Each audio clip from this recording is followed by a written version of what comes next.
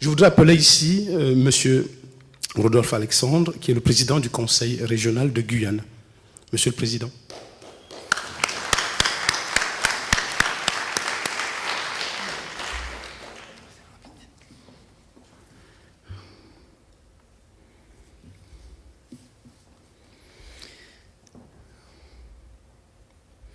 Madame le député de la 2e circonscription, Monsieur le sénateur honoraire, Monsieur Otili, Monsieur Antoine Karam, représentant le président du Conseil général, Monsieur Tienlong, Monsieur le consul de Sainte-Lucie, cher ami, de passage en Guyane, Madame Sylvie Glissant, Mesdames, Messieurs les membres du jury et sa présidente Nancy Morécron, M. Ernest Pépin, M. Chamoiseau, professeur Michael Dash, Mme Trouillot et M.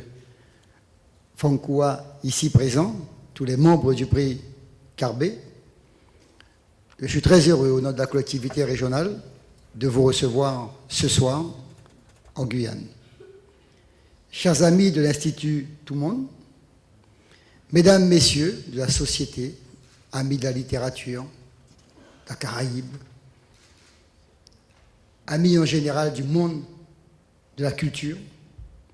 Je n'ai pas vu le directeur du DRAC, mais je pense que, épuisé, fatigué par la visite de M. Mitterrand, il a dû peut-être se rendre un moment pour se changer, puisqu'on vient juste de le mettre dans l'avion. Bref, enseignants, personnes, le personnel de la collectivité départementale et régionale, tous les amis de la culture. La collectivité régionale, en mon nom et au nom de toute sa majorité, de toutes ses forces, tous ses élus, je le redis, est très fière, très heureuse d'accueillir les membres de ce prix prestigieux du prix Carbet. Et surtout dans la thématique de la mémoire d'Édouard Glissant, dont nous avons rendu hommage jeudi et qui nous a quittés malheureusement le 3 février. La mémoire du poète est encore vive dans nos cœurs, dans nos consciences, et s'il faut le rappeler, jamais un écrivain d'une telle qualité, fils d'une conscience ensoleillée, n'avait semé tant d'éclat pour découvrir, décanter des interrogations, les postulations, et ainsi aboutir à une lucidité ouverte et généreuse. Nous sommes aujourd'hui réunis pour la 22e édition du prix Carbet de la Caraïbe, et bien évidemment, nous devons transcender, à travers la poésie, nos espérances et nos utopies. Quel est donc ce lien si étroit que nous pouvons établir entre le poète et l'engagement au service de l'intérêt des peuples de nos pays? Eh bien, nous pensons modestement que ces liens portent la marque du passage entre les cultures issues d'un processus de créolisation sur une vision non pas essentiellement anthropologique, et ce n'était certainement pas le choix d'Édouard Glissant, mais sur le caractère imprédictible, irréductible des métissages ouverts et sans limite. Les tragédies et combats pour la justice et l'égalité jalonnent cette histoire et rejoignent celle des autres peuples qui surent défendre leurs droits de présence en tant que communauté. D'ailleurs, les premières rencontres que nous venons de faire au niveau de la région, les premières rencontres des peuples autochtones sur la place des Palmis, les 9 et 10 décembre, marquent cet effort pour conjoindre les mémoires et les cultures de toutes nos communautés, sans en oublier aucune. Et Madame Sylvie Glissant et les membres du jury étaient fort heureux de découvrir ces moments, non pas de folklore ou de liesse, mais ces moments où la mémoire puisait dans son tréfonds pour faire ressortir l'identité très longtemps sublimée, occultée par un colonialisme et peut-être même par le processus de créolisation, où nous avons ensemble, dans une introspection, réhabilité, rendu ce devoir de mémoire au peuple, au pluriel, au peuple amérindien. Et cette première vous me l'avez encore rappelé durant nos rencontres, Édouard aurait bien aimé la rencontrer et tout à l'heure, vous nous ferez la surprise de présenter un film que vous avez réalisé, je crois, aujourd'hui même, avec le capitaine Wingard. C'est vraiment l'emmêlement de tout ce processus, ce concept que développe le prix Carbet. Et pour être membre du jury, nous avons très souvent eu ces débats. La Guyane est vraiment ce laboratoire des peuples, ce laboratoire du métissage, cette multi-ethnicité et culture qui fait à la fois un foisonnement de communautés, mais dans la valeur et le dimensionnement sont encore à pénétrer, à extérioriser. Et lorsque nous parlons des peuples autochtones, des peuples premiers, des peuples amérindiens, c'est parce que nous voulons qu'à travers cette racine, nous puissions l'ouvrir sur un monde généreux, un monde solidaire. Je n'avais pas salué mon ami Delver, je ne t'avais pas reconnu, je ne t'avais pas vu là. Tout cela pour dire qu'il est notable que ces rencontres se déroulent aujourd'hui en Guyane, dans un moment crucial où le prix Carbet est appelé à une autre structuration, un autre départ, et il est important pour la 3e fois, si j'ai bonne mémoire, de votre passage, que nous puissions espérer que très prochainement vous allez nous revenir, que l'Institut pourra se bâtir à travers une véritable structuration et que ce ne soit pas une seule rencontre qui puisse se réaliser à travers l'année, mais peut-être 2 rencontres sur l'ensemble de nos territoires, en tout cas ceux qui sont ouverts à cette culture de tout le monde. Sur le plateau de Guyane, on peut noter qu'aujourd'hui, il y a cette volonté de bâtir cette force, de bâtir cette tour autour du processus des richesses, des langues vécues, dans le consentement de leur multiplicité. C'est le vécu d'une Guyane ou des Guyanais comme des lieux du monde, mais surtout le possible d'un monde en relation au sens, où le poète nous l'enseigne. Ici, les cultures, comme aujourd'hui partout dans le monde, les cultures sont présentes, les unes aux autres, dans des espaces de rencontre et de séparation. Cela se vit avec les écarts sociaux entre ceux qui concentrent les richesses créées par les plus nombreux. Les histoires des peuples se lézardent dans un grand récit de l'histoire avec un H et qui laisse place à l'émergence des peuples avec les récits, les paroles des conteurs, les langues qui foisonnent mais dont l'existence est menacée. Et Édouard Glissant aimait dire « Je crois en l'avenir des petits pays ». Il aimait à le répéter et il poursuivait « J'écris en présence de toutes les langues du monde. Nous ne sauverons pas une langue en laissant périr les autres. » Je ne dirais pas que nous étions souvent d'accord sur tout, mais la vision qu'il nous offre, elle est précieuse pour le monde d'aujourd'hui, car elle manifeste cette tension avec une approche du lieu qui ne saurait se résumer à une terre enfermée dans un fortin. Ici, les Guyanais sont issus des peuples composites. Ils aspirent, malgré les tensions, à la multiplicité qui préfigure le tout le monde. Ils aspirent à cette notion complexe qui ne se résume pas, mais qui se vit, se ressent, qui vibre avec le mot de la relation au vivant. Cette approche que le poète nous lègue, rien n'est vrai, tout est vivant, à nous de savoir en recueillir l'héritage. C'est tout simplement la capacité du discours politique à s'accorder à la parole poétique. Il ne s'agit pas de l'instrumentaliser, mais je me rends à cette nécessaire solidarité de la parole politique avec celle de la poésie, pour imaginer un autre monde et pour conjoindre les mémoires des peuples à cette solidarité.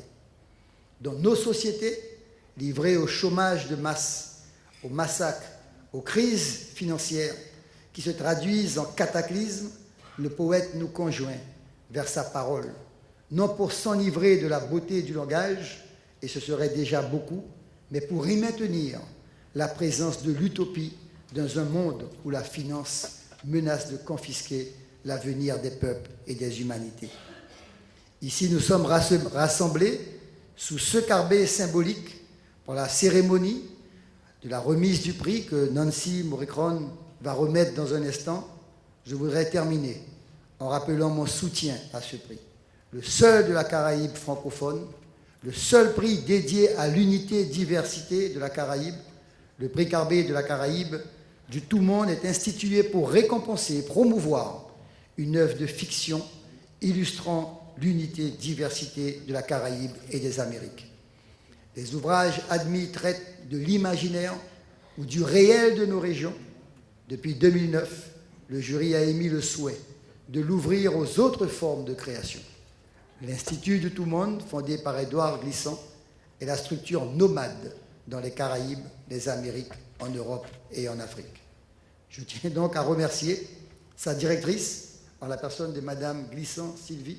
Je tiens à remercier tous les services de la région, du département, si M. Karam me le permet, car ensemble, avec la DRAC, nous voulons pérenniser ce prix et vous pourrez compter sur la Guyane et tous ceux qui veulent œuvrer pour la culture en général. Merci de m'avoir prêté attention.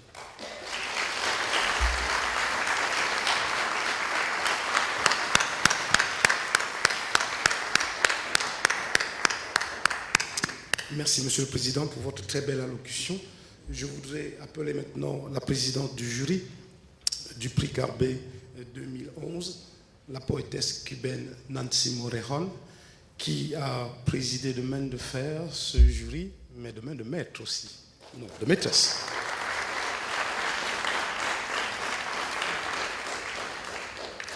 Merci.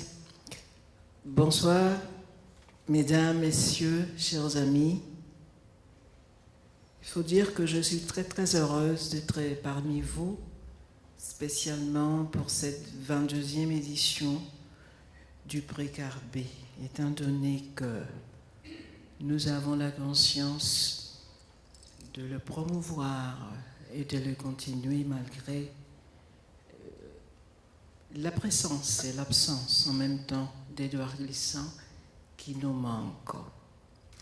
Nos travaux au cours de cette semaine ici à Cayenne ont été tout à fait dédiés à trouver, comme toujours, de la qualité littéraire et surtout encadrée dans les contextes de la Caraïbe et du tout monde, comme voulait Glissant, le fondateur du prix Carbet de la Caraïbe. Il est mon plaisir, il est ma joie d'annoncer ce soir que, au cours de la semaine aussi, nous avons élu notre premier lauréat du prix Carbet, l'écrivain Patrick Chamoiseau, comme le président du prix Carbet de la Caraïbe et du tout monde. Merci beaucoup.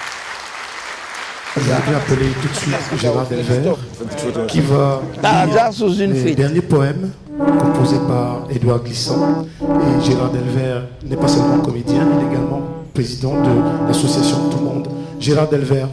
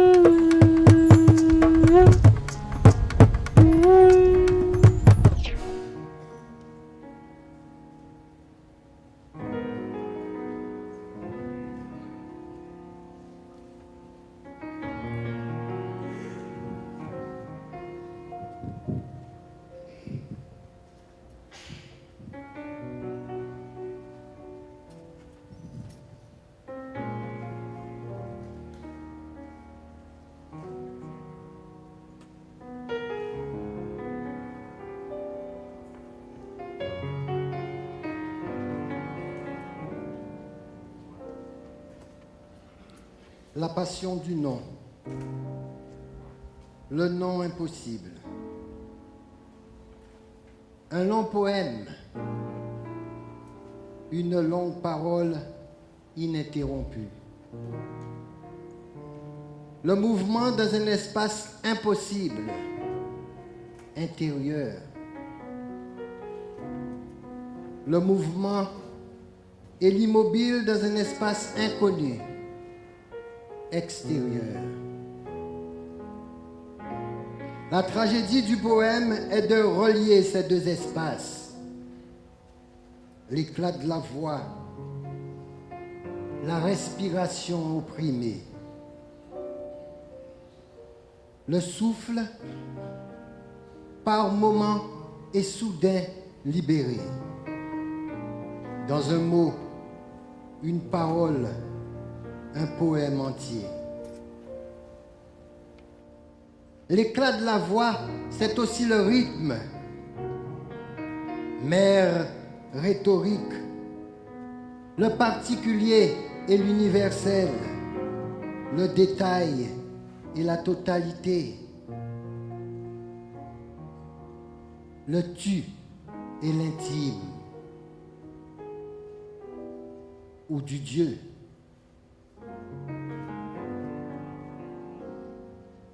Apocale, apocale, apocale.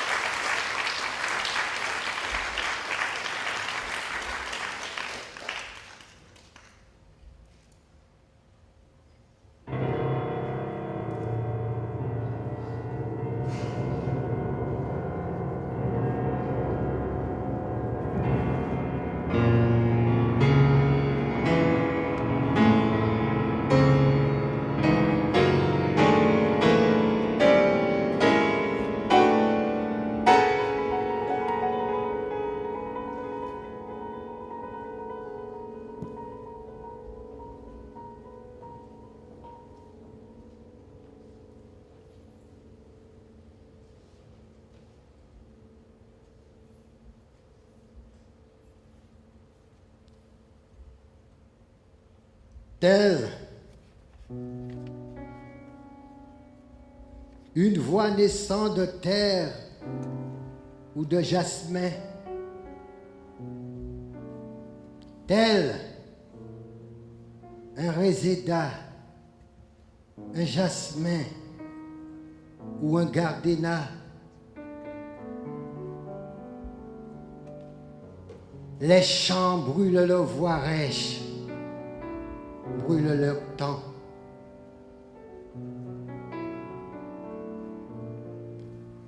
J'ai cru mon temps barré de roches et de rivières, tel un pont à flamber avant, passé minuit. Nous avons sauté sur ces roches, là, nos déluges, tels des eaux folles, poussaient nos têtes et nos terres.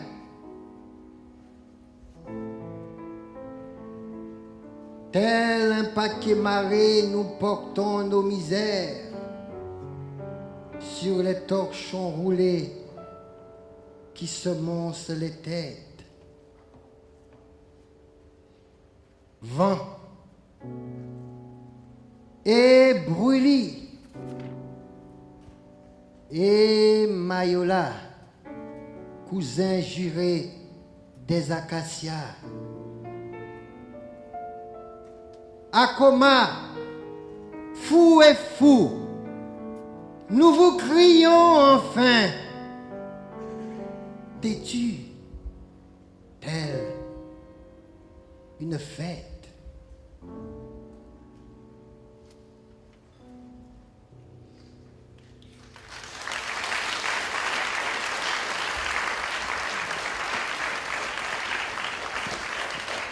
Didier, merci beaucoup. Je n'ai pas entendu des applaudissements très forts, s'il vous plaît. Pour Didier Ballon et pour Gérard Delvert. Je voudrais maintenant que nous poursuivions cet hommage à Édouard Glissant. Et c'est un hommage qui sera rendu par les membres du jury du prix Carbet. Et chacun des membres du jury du prix Carbet a préparé un petit mot en hommage à Édouard Glissant. Et je vais donc commencer par le prochain président du jury, à savoir Patrick Chamoiseau.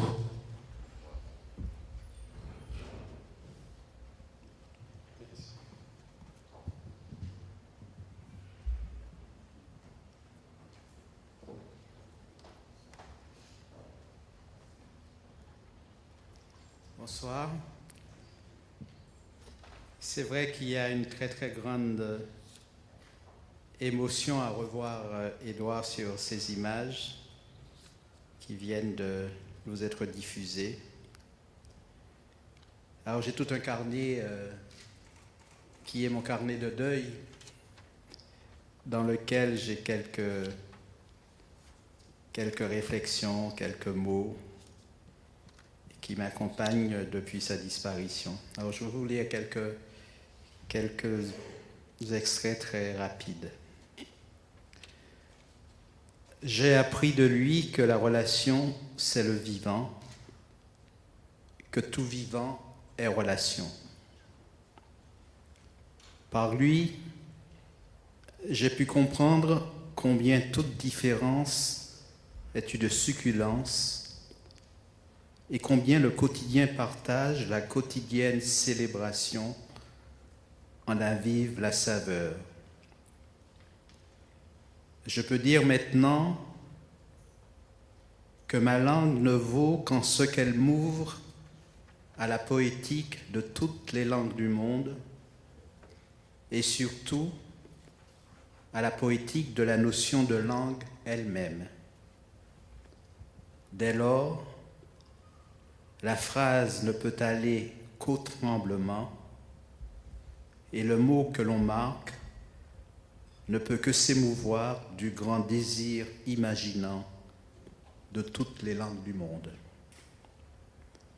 Je sais maintenant que c'est la relation qui offre aux différences leur plus beau scintillement et que toute différence élevée dans les raideurs d'un mur ou dans l'absurdité d'un ministère est écartée de la relation et que dès lors, elle s'oppose au vivant, c'est-à-dire qu'elle meurt et fait mourir infiniment.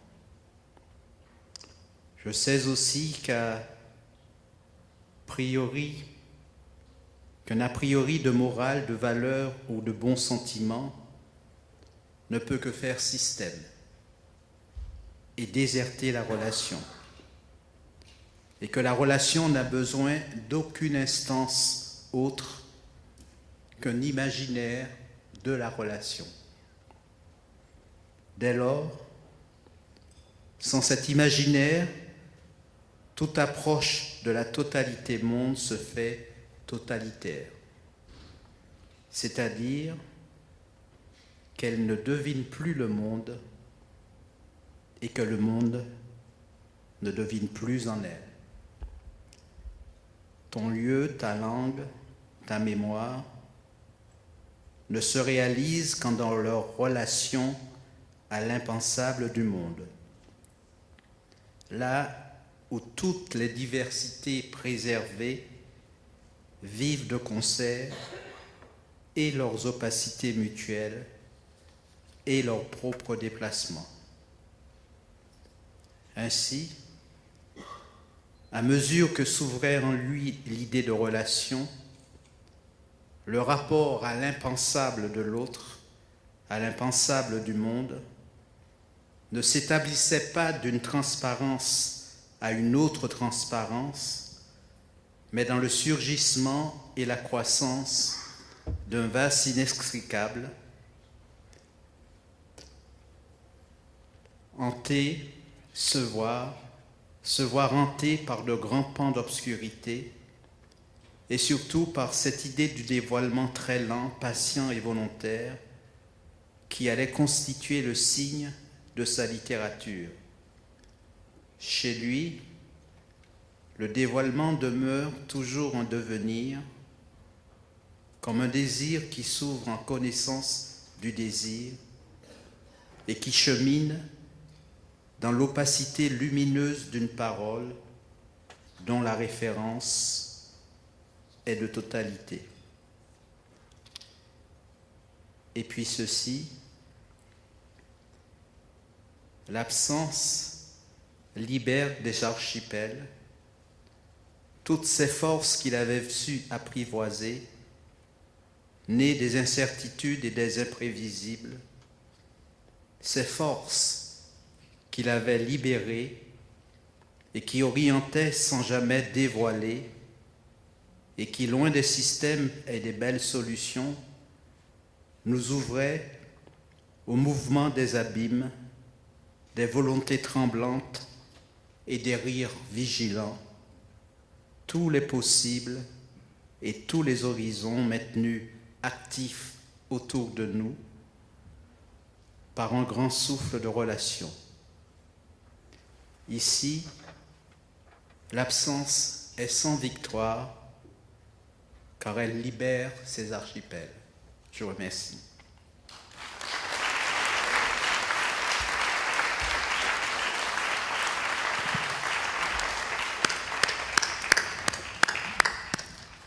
Je voudrais appeler maintenant le professeur Michael Dash, membre du jury et qui est professeur à New York University. Michael.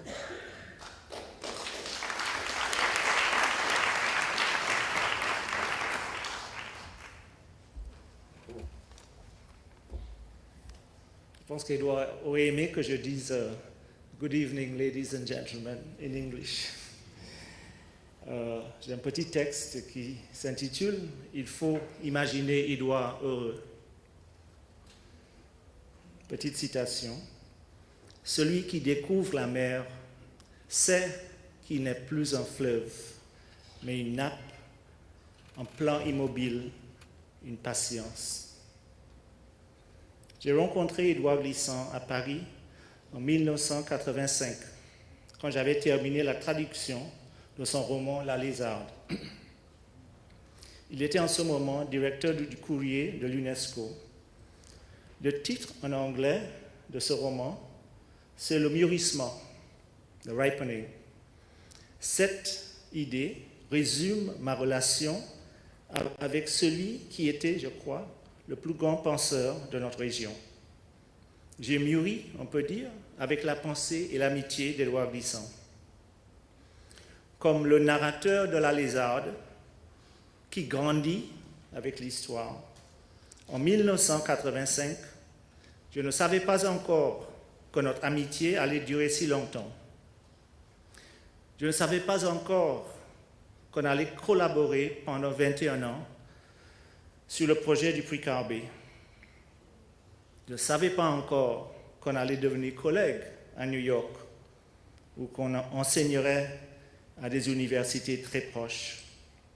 Je ne savais pas encore qu'il y aurait tant de rires, tant de complicité, tant d'échanges. Pour le grand voyageur qu'il était, le voyage de sa vie a enfin pris fin.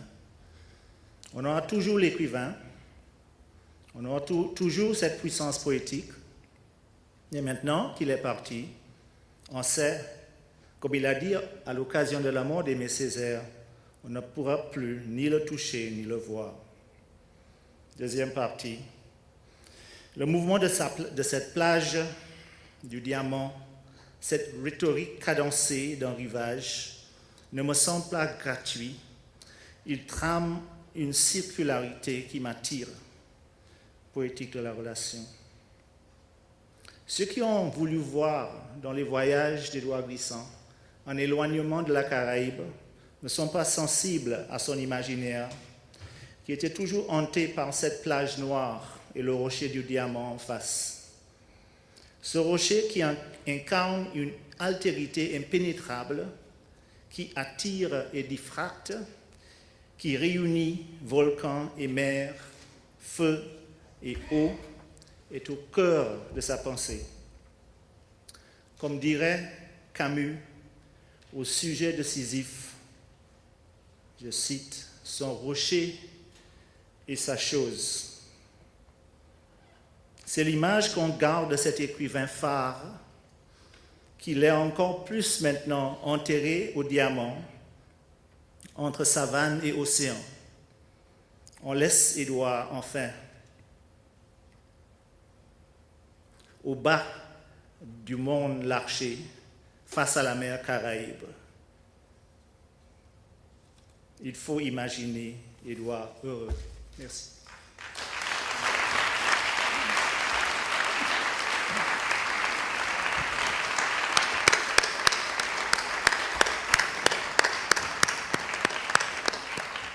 Je voudrais que l'on entende maintenant le texte de Miguel Duplan, qui sera lu par Isabelle Fule, puisque Miguel ne peut pas être là avec nous ce soir. Isabelle.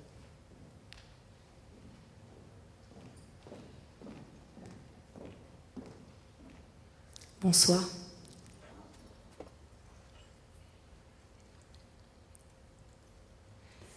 Cher maître, Maximilien disait « Édouard ». Patrick dit « Cher maître ». Michael le dit aussi. Lise dit « Maître ».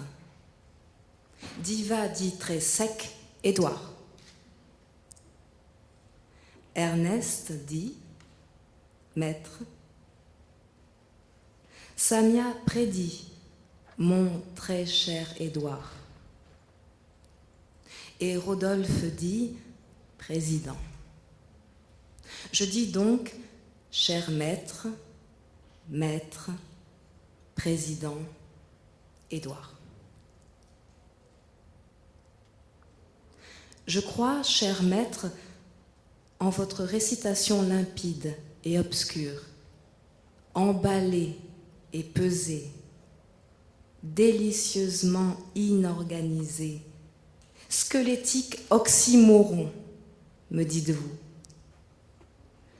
Je crois en l'intuition de vos morphènes rebelles, pas belles, tellement humaines, forcément en devenir. Je crois, maître, que vous avez compris les interlignes du soudain et l'intention des beautés qui s'organisent tout autour. Je crois, cher Édouard, aux douces interrogations que vous refusez absolues. Je crois pourtant au goût sucré de la papaye éclatée que vous aimez tant. Je crois, Édouard, si fort à la mangrove velue. C'est ma faute, obligeant. Retrouvé chancelant en 2 temps 3 mouvements, c'est votre enfance. Au rail malveillant, excitant le clair plongeant dans les bassins lézardés, et je crois encore à l'écumeux désir qui vous resplendit et nous transforme encore et encore. Je crois, maître, en votre gestuelle toute résistante, incontrôlée, cohue volontaire, bousculée par le ressac des humeurs sanguines.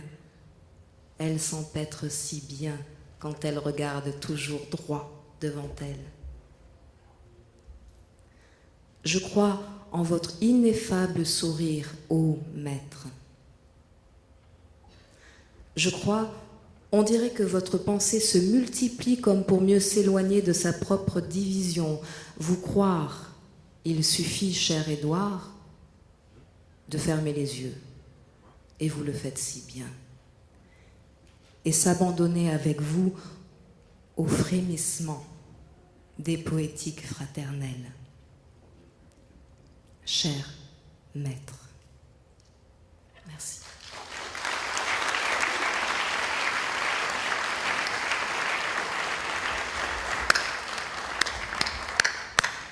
Je voudrais donner la parole maintenant à Nancy Morejon, qui est la présidente du jury du prix Carbet 2011.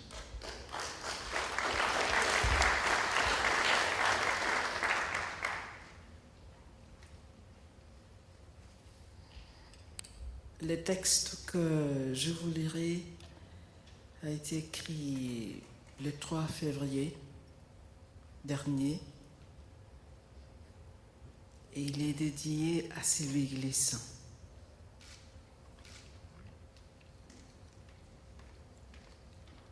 Il ne s'agit pas de raconter son histoire littéraire parce qu'il était une des grandes voix de la littérature en langue française, créolisée naturellement, du dedans des fromagers, des grands bateaux qui ont laissé partout des esclaves, des cultures composites, des ânes orales, des corps écrits. Son expression, exprimée dans presque tout le genre existant, était comme une pyramide bâtie par tous les Haïtiens, tous les Antillais, tous les Indiens, tous les Latino-Américains, tous les Arabes, tous les Africains, tous les Asiatiques du planète.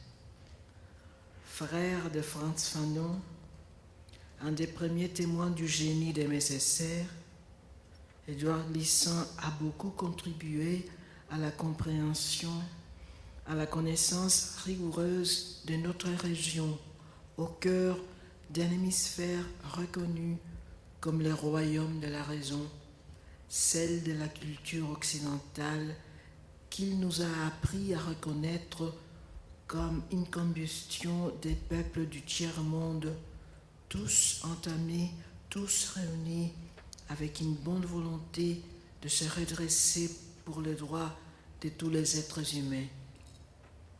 Nous nous trouvons aujourd'hui au centre d'un sentiment profond.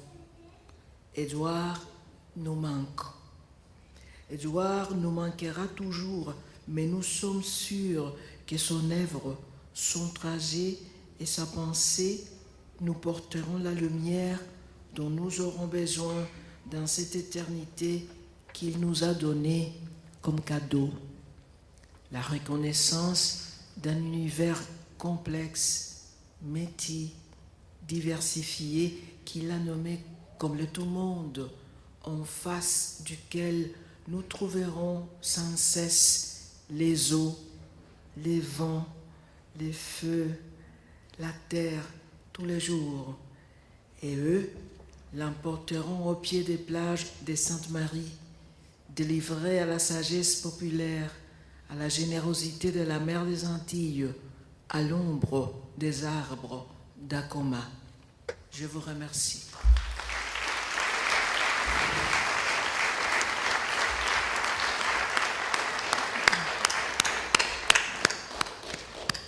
Je vous donne la parole maintenant à Ernest Pépin.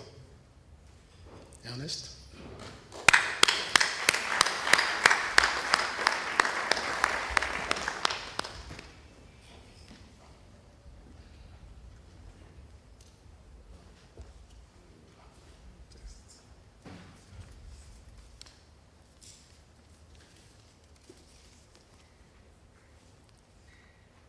Je vais donc vous lire un texte que j'ai écrit pour Édouard Glissant, que j'avais appelé « La belle parole du monde ». Tant de paroles offertes aux mains du monde, remaillées aux fleuves souterrains. De grands chaos nous guettaient en bordure de nos îles. De grands rêves soulevaient nos vagues et enfouissaient les mots sous les sables du monde. Voici que pleurent les Philao. Nous avons passé le seuil des Indes, passé le seuil des syllabes inconsolées, car nul n'est à l'abri du silence. Et la vie est toujours un piège qui recommence. Et ce que nous habitons, c'est la pensée du monde. Ivresse des mots, Malmort des mots, nous sonnerons les pluies métisses, nous ameuterons la lézarde car nous sommes un peuple de traces prophétiques, de paroles dénouées, de paroles volées au mur de l'horizon, et le conte en nous a toujours fait sa ronde. Pays fêlé et de mer dilatée au flanc du monde, nous en savons l'usage et le boucan de soleil noir, le ballon de souffrir, l'allégresse des argiles, la roche ingouvernable aux portes des rivières. Pays de sel, le poète a jeté les dés des secrets, tapissé le gouffre de nos lumières et défroissé les midis de la mer. Naissance des naissances, le poète fait foule et sa mort justifie le soleil des consciences. Chacun inventera ses mots, chacun sondera son propre sel, allumera sa propre bougie, sa propre étoile, pour mieux se souvenir que le ciel s'est incliné pour ramasser sa lumière, mais il nous appartient. Son rêve nous appartient. Nous garderons l'empreinte du prince. Nous avons rendez-vous avec l'informulable. Sa parole est un siècle, une jungle enveilleuse, une âme inquiète du monde, un archipel aux yeux d'éclipse. Sa parole, tant de soleils déménagés, tant d'océans bouclés aux chevilles des racines, tant de villes enjambées, tant d'étoiles déterrées. Je parle au nom de poète, d'une écriture totale et totalement indélébile, et je regarde mûrir l'horizon. Et je demande l'hospitalité du tout monde, et je plante un akoma, et je ceins le rocher du diamant qui emprunte son visage à venir, cette louange couronnée d'oiseaux marins, ce gardien royal inspiré par ses songes, et dans ce lieu où la pierre se fait flamme, dans ce lieu de beauté intraitable, je regarde passer l'âme du monde, je regarde passer la belle parole du monde. Merci.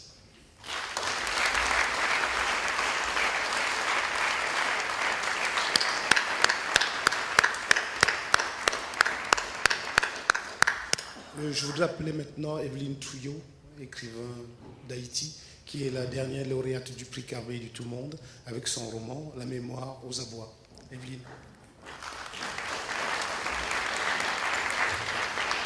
Bonsoir.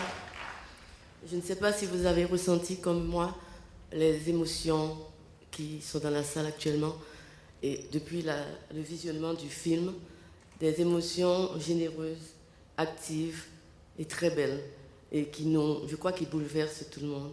Et je suis très contente particulièrement d'avoir vu ce film puisque je n'avais pas été présente, je n'étais pas présente aux délibérations des prix Carbet avant 2010. Les maps écrits, c'est toute langue qui traverse ces mots. J'écris en présence de toutes les langues du monde. Rien de plus vrai pour nous, créateurs, poètes, qui nous inspirons de tout monde frémissant, impétueux ou invisible. Ce tout monde que nous dévoile Édouard Glissant, que nous propose Glissant, c'est un monde de diversité et de solidarité. Un monde qui n'existe pas, il ne faut pas se faire d'illusions, mais que nous devrions viser. Pour moi, la pensée d'Édouard Glissant, avec sa flamboyance, ses ombres, son opacité, ses lumières, devrait déboucher sur un faisceau créateur, création de poésie et de sens. Pour ce faire, il faut que cette pensée ne reste pas seulement entre les mains de chercheurs, philosophes ou littéraires, mais qu'elle arrive au moins une manifestation de l'humain, qu'elle serve de terreau à un ensemble d'esprits créateurs, qu'elle se développe en tumulte souvent, en gerbe fragile quelquefois, en pointillés qui s'effacent et se reconstruisent toujours, mais qu'elle ne reste jamais coincée dans les pages des livres. Le prix Carbet et du tout-monde est une des concrétisations combien importantes de cette pensée. Il ne doit pas en être le seul. Que ce rêve d'un homme, car c'est un grand rêve d'homme, car c'est de cela qu'il s'agit, soit offert à tous. Je pense aux jeunes qui ont tant besoin de ferments dans ce monde où cette avalanche d'informations disponibles souvent contribue à les abrutir. Que ce grand rêve d'homme soit donc offert pour un partage, non pas bêtifiant, mais porteur de questionnements, de troubles et de surprises, mais aussi et surtout, toujours, de justice et de beauté. Les maps écrits, c'est toute langue qui traverse. Merci.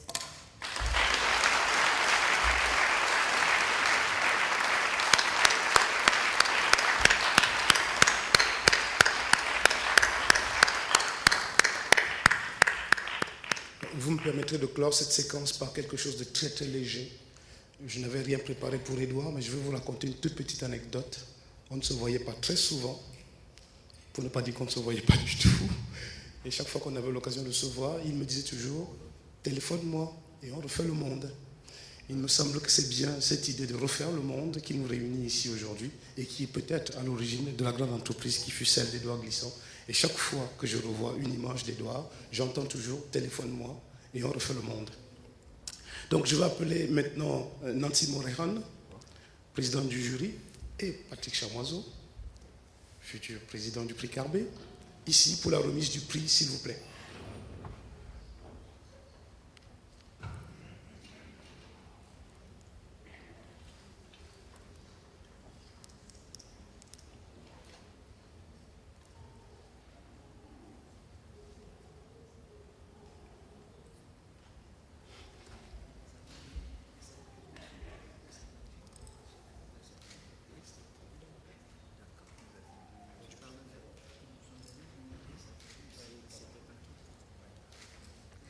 Ernest, s'il te plaît.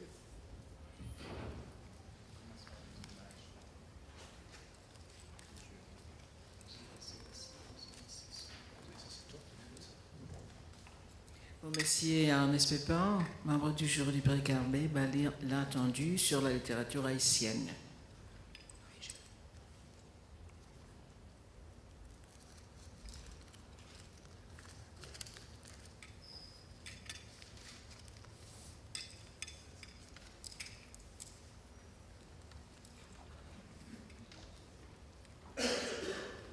Je vais donc vous lire l'attendu sur la littérature haïtienne parce que nous avons remarqué effectivement qu'il y avait là une puissance particulière. Le jury du prix Carbet, réuni en sa séance du jeudi 15 décembre 2011, a tenu à rendre un hommage solidaire à la littérature haïtienne d'aujourd'hui. De nombreux noms ont retenu son attention pour la qualité de l'écriture, la poétique de la narration et la force de la création. La belle amour humaine de Lionel Trouillot est sans conteste l'œuvre majeure et généreuse de ces scintillements divers qui témoignent tous, dans des temps difficiles, de la vitalité d'une littérature qui a déjà tant donné à la Caraïbe et au monde. Le jury du prix Carbet signale cette intuition et cet imaginaire qui disent l'instabilité éclatée d'un réel que les mots métamorphosent avec bonheur.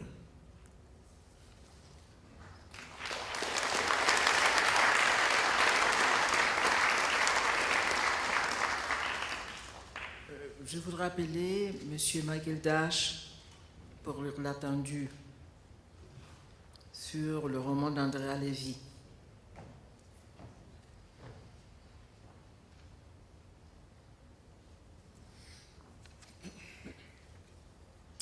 Mention spéciale du jury, une si longue histoire d'Andrea Lévy, en anglais The Long Song. le jury du prix Carbet 2011 tient à accorder une mention spéciale au roman Une si longue histoire d'Andrea Levy. Attentif au champ profond du récit d'une esclave des champs, le jury est sensible à l'incidence de cette histoire sur la société jamaïcaine d'aujourd'hui par les relations durables et compliquées entre l'Angleterre et ses anciennes colonies des Caraïbes. Le jury insiste sur la place primordiale d'une si longue histoire aux côtés de Roots d'Alex Haley et Beloved de Toni Morrison, par l'approche de la question du poids psychologique dans la société de plantation esclavagiste avec ses paradoxes et ses contradictions. Nous, jury du prix Carbet, reconnaissons l'immense talent narratif d'Andrea Levy, qui traduit sans misérabilisme les secrets et mensonges innervés dans l'univers des plantations au XIXe siècle, dans cette partie du monde où cruauté et intimité, violence et domesticité, préjugés et hypocrisie se vivaient dans l'inextricable du quotidien. Merci.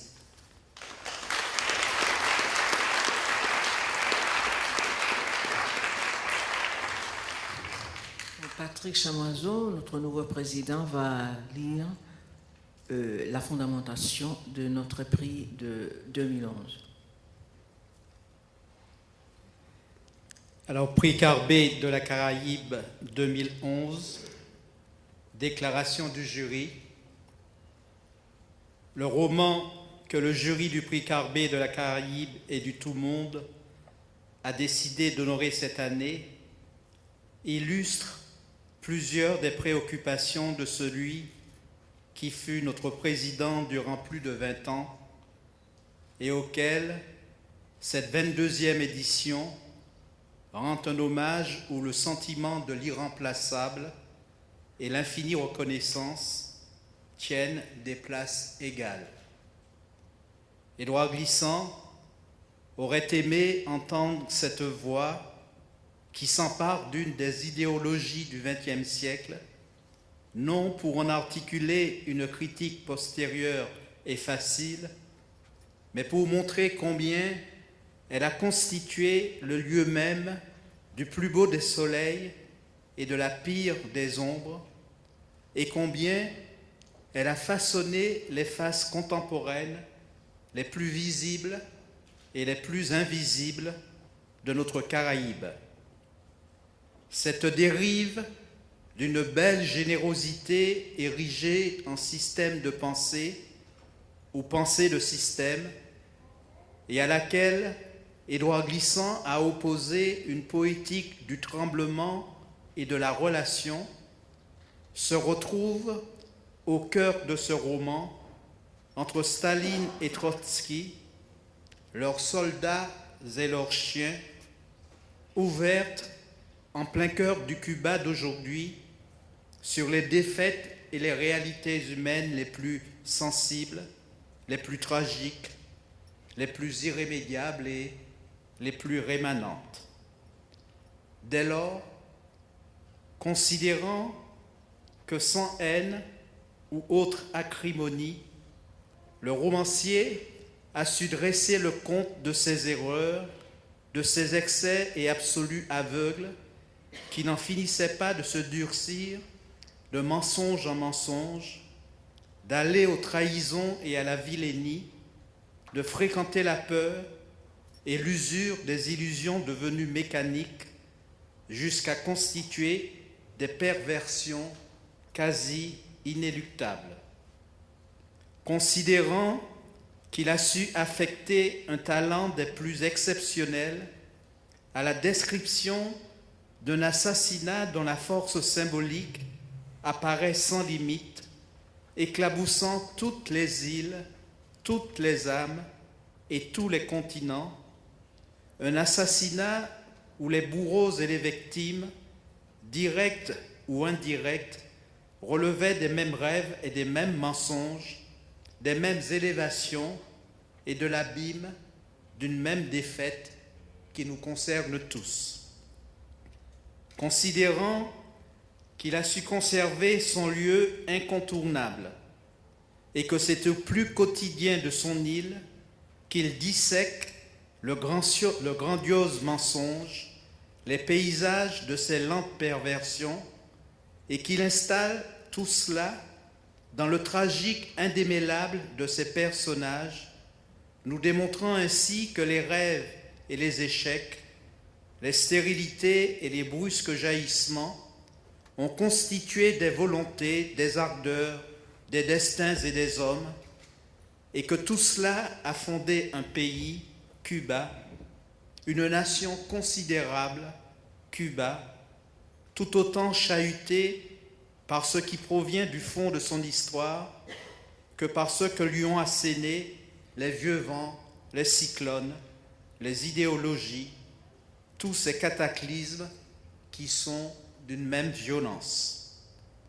Considérant que la dénonciation des pensées de système est ici radicale, sans que jamais ne se voie déserter l'élégance du verbe, la pertinence des explorations existentielles, l'éclat de la métaphore, les détours très subtils du dévoilement qui ne se formule pas, et la beauté littéraire, la beauté signifiante qui terrasse un à un les chiens des certitudes et le troupeau des absolus.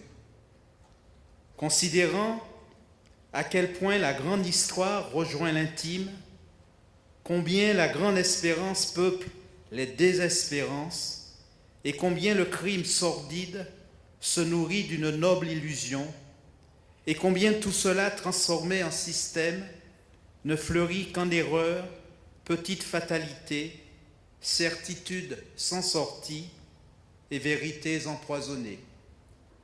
Considérant combien le brassage alterné des histoires, des époques et des lieux se retrouve à convoquer le monde dans la matière la plus déterminante de l'île, et combien la dérive d'un écrivain raté qui symbolise Cuba se conjure et se dépasse dans l'ironie d'une narration tout à fait exemplaire.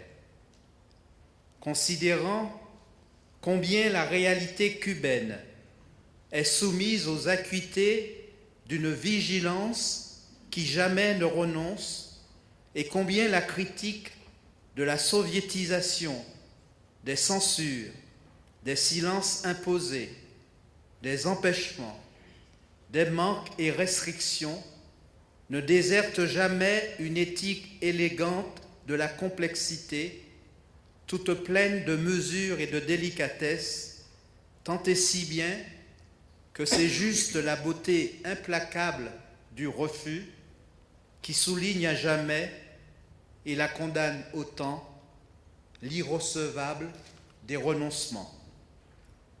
Considérant que cette voix provient de l'intérieur, qu'elle n'a pas choisi les possibles de l'exil, et que sa lucidité maintenue au cœur de Mantilla, dans une banlieue de la Havane, rejoint celle de Pedro Juan Guiterres, de Randy Guerra, Ena Luciane Portela ou Nancy Morecron.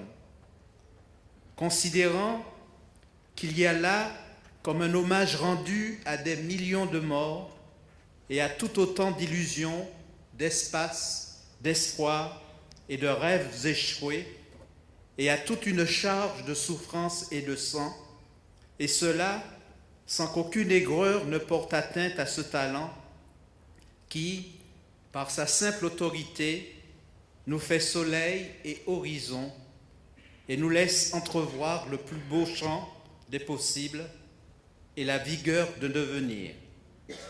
Considérant enfin qu'il y a là une somptueuse occasion d'un salut à Cuba, au Cuba de nos plus beaux espoirs, au Cuba de nos justes et profondes inquiétudes, au grand Cuba de nos attentes et de nos exigences, à ce Cuba qu'il nous appartient d'exhorter, de soutenir et de construire ensemble, le jury décerne à la majorité des voix le prix Carbet de la Caraïbe et du Tout-Monde de l'année 2011 à M. Leonardo Padura pour son roman « L'homme qui aimait les chiens ».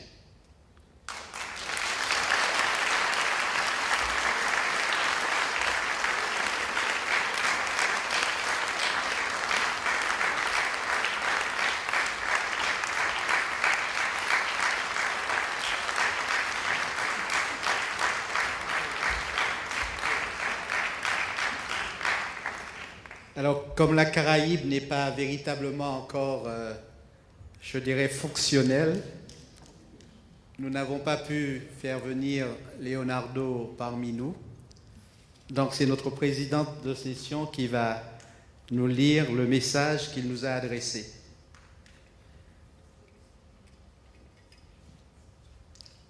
C'est le message des extraits du message de Leonardo Padura aux membres du jury. Chers amis de l'Institut du Tout-Monde, chers membres du jury de la 22e édition du prix Carbet de la Caraïbe et du Tout-Monde, chers collègues et amis, nous savons qu'il y a des prix et des prix, et que parmi les prix littéraires, certains sont plus littéraires que d'autres. Quand un écrivain, cet homme ordinaire mais qui travaille dans la solitude de son bureau, luttant contre ses doutes, contre ses peurs, toutes ses peurs, avec les idées et avec sa langue, quand un écrivain obtient un prix véritablement littéraire, la joie de cet écrivain peut être infinie, parce que cela signifie la reconnaissance d'un travail dont le but est, après s'être convaincu lui-même, de tenter de convaincre les lecteurs. Et alors, quand ce travail est reconnu, la joie se mélange avec la gratitude envers certains collègues, envers certaines institutions qui, parmi les milliers et milliers de livres qui sont publiés chaque année dans le monde, ont mis leur foi et leur confiance dans le travail de cet écrivain et lui donnent l'énorme satisfaction de sentir que l'effort de plusieurs mois en valait la peine.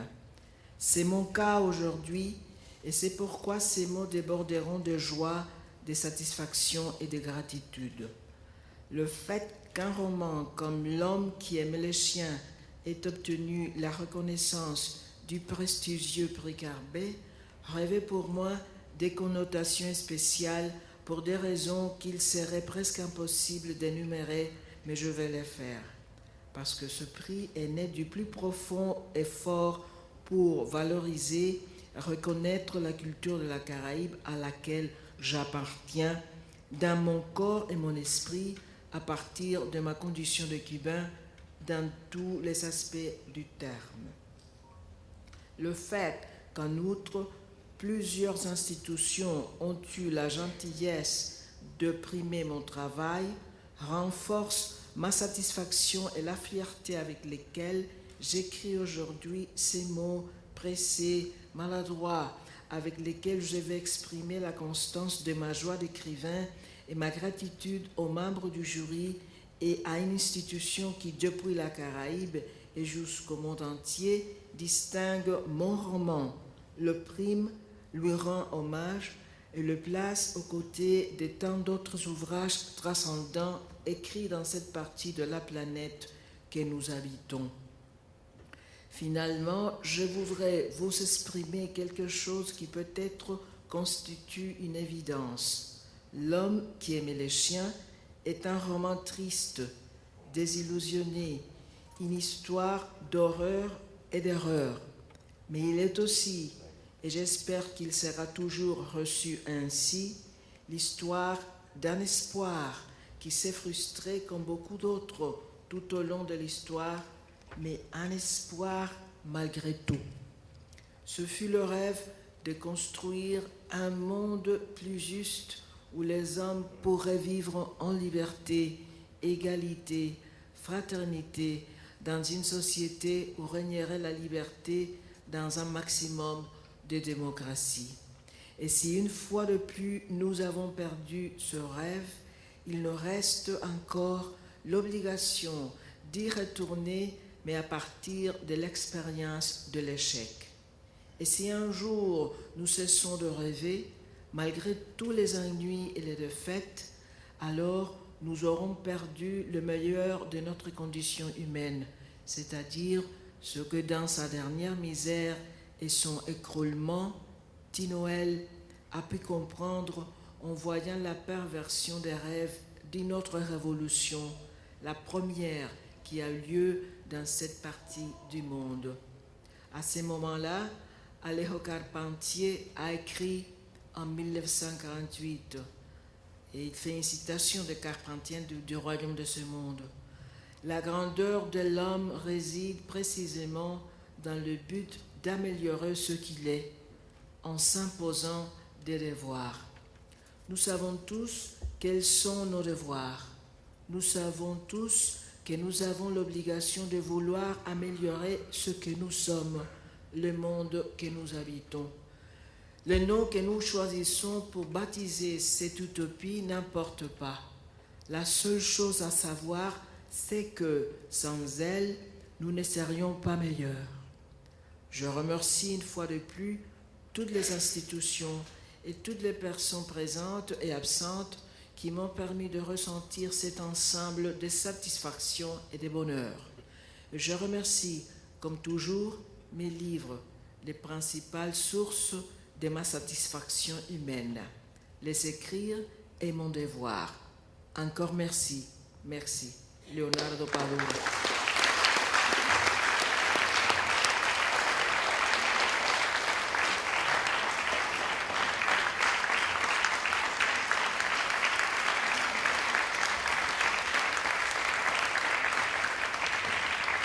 Alors, le trophée du prix Carbet est une réalisation de l'artiste martiniquais Victor Anicette, et c'est la reproduction d'un signe qu'Édouard Glissant aimait beaucoup.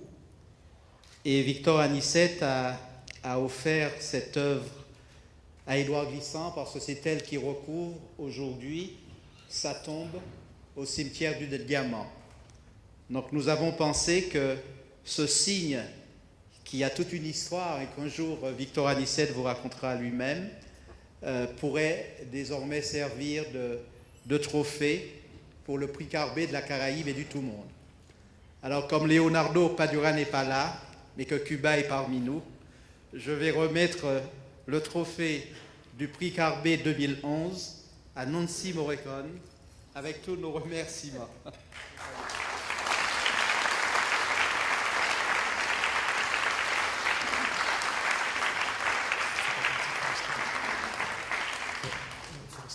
Je vais appeler également le président du conseil régional, M. Rodolphe Alexandre.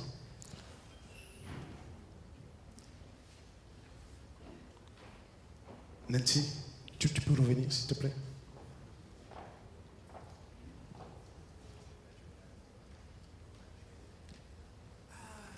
Oui, c'était pour ça aussi. Non, mais ça, c'est pour Sylvie. Ah. Sylvie, c'est toi que j'appelle. Madame Glissant.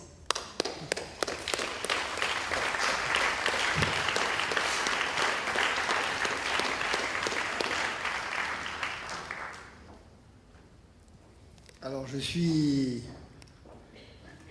en 1994 que je suis rentré au prix Carbet, mais je suis l'enfant le plus terrible, souvent absent, mais justement dans l'imprévisible, dans la pensée en permanente, et j'ai beaucoup appris auprès d'Édouard, parce que ce que parfois peu de gens savent, c'est que Édouard a un parcours dans l'histoire anticolonialiste qui est extraordinaire. Tu viens de rendre hommage à Frantz Fanon, j'espère que tu feras le même écrit sur la pensée anticoloniale de Fanon et de Glissant, Et pourquoi, avec Édouard, on avait souvent des discussions, je te rappelle, enfin, à table, c'est parce que Édouard Glissant a connu Justin Cataillé. Il a vraiment connu Justin Cataillé, et notamment au sein du Front Tillot-Guyanais, qui avait été dissous, et ça fait des années que je travaille là-dessus, il faudra bien qu'un jour j'arrive à le terminer. Et c'était l'un des moments les plus vifs, puisque j'étais fort souvent chargé de la partie historique, puisque sa pensée était en mouvement, il refusait tout ce qui était figé, sclérosé, et donc il était en fait dans ce qu'on va dire la pensée de l'école de Rome, qui conteste, qui recherche, qui analyse, qui décante, qui traque tout ça à travers l'histoire. Et j'avais été repéré par toutes ces personnes, notamment par Chamoiseau, quand j'avais écrit l'ouvrage sur les tirailleurs sénégalais. Et dans cet ouvrage, je traduisais surtout le concept d'un racisme négro-nègre, donc une affaire interne. Et ça avait quelque peu, je dirais, émoustillé, vibré, fait réfléchir toute l'équipe du Prix Carbet dans Chamoiseau. C'est depuis cette époque-là que je suis rentré. Et aujourd'hui, j'ai voulu, avec le conseil régional, offrir à Sylvie, parce que souvent on rend hommage à l'homme, mais on ne voit pas derrière la femme, les parents, la famille qui soutiennent. C'était exactement là, au moment où il demande à manger, là, et puis c'était dur, hein, c'était dur avec nous tous d'ailleurs. Et ça, ce cadeau, Sylvie, je sais qu'il va te plaire, parce que aujourd'hui, pour moi, c'est quelque chose, j'en parle avec beaucoup d'émotion. C'est fait par la dernière personne qui a le savoir-faire des Amérindiens, Madame Kutchouli. C'est un ciel de cases qui représente cette espèce de symbole qu'on met dans le tukusipan, qui apporte à la fois la symbolique de l'homme et de la terre, mais également le reflet de la protection de la maison et de la famille à travers tous les symboles que tu verras ici, qui sont dessinés. C'est fait à la main, c'est fait avec toutes les terres de Guyane, c'est-à-dire de Kamopi, Antekumpata, Twenke, Talouen et autres. Et justement, après, Joby est là, après ce colloque qu'on a eu sur la linguistique, bon, je n'ai pas pu y assister parce que moi j'étais à Brasilia, mais après le prix Carbet qui est prestigieux dans l'emmêlement, dans la rencontre, dans le métissage, nous te l'offrons et nous savons qu'il va être chez toi et il va symboliser la terre de la Guyane que nous amenons à la maison glissante.